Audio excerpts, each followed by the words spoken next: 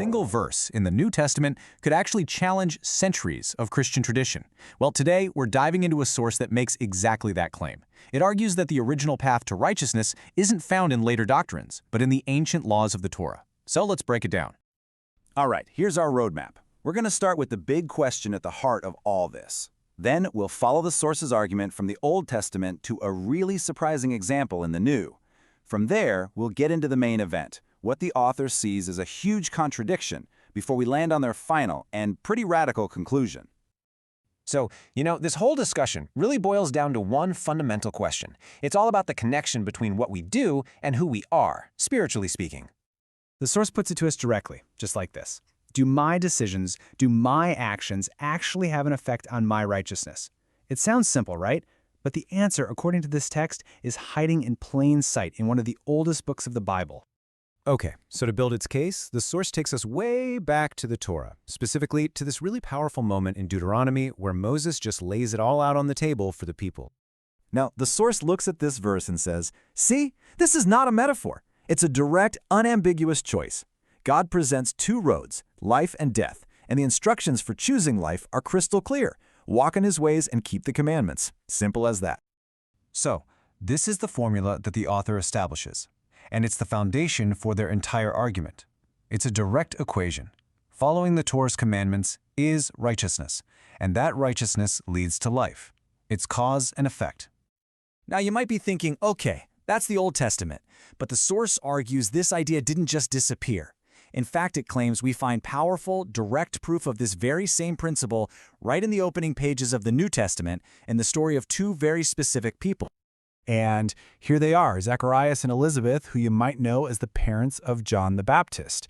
Now, the source says this verse is absolutely critical because look at how it defines their righteousness. It's not just a label. It says they were righteous because they were walking in all the commandments, blameless. Let's just break this down for a second. According to the source, this isn't about a state of being that was just given to them. Their righteousness is defined by action. They walked in all the commandments. And what was the result? They were seen as blameless. The author says this is a perfect one-to-one echo of the principle from Deuteronomy. So, up to this point, the source has laid out what it sees as a perfectly straight line, a consistent idea running from the Torah all the way to the Gospels. But this is where the author says everything takes a sharp turn, introducing a deep conflict right inside the New Testament itself. And this slide really puts that conflict in black and white. On one side, you've got the path described in Luke, righteousness through keeping the Torah.